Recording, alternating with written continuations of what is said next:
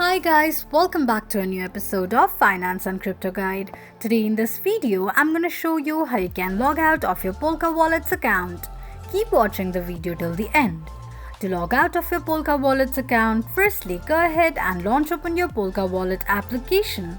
The home page of PolkaWallet application will appear on the screen. Click on Settings option at the bottom right corner of the page.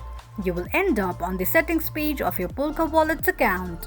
Click on your profile name. Before logging out of your account, tap on Export Account option.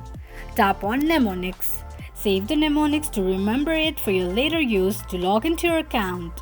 Now all you need to do is click on Delete Account option.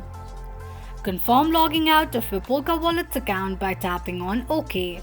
This is how you can log out of your PolkaWallet's account quickly and easily just in few steps. If you have any thoughts or queries, let us know in the comments section. Don't forget to subscribe to our channel. Also press the notification bell icon so that YouTube will notify you whenever we post a new video. I hope this video was helpful to you. Thank you so much for watching.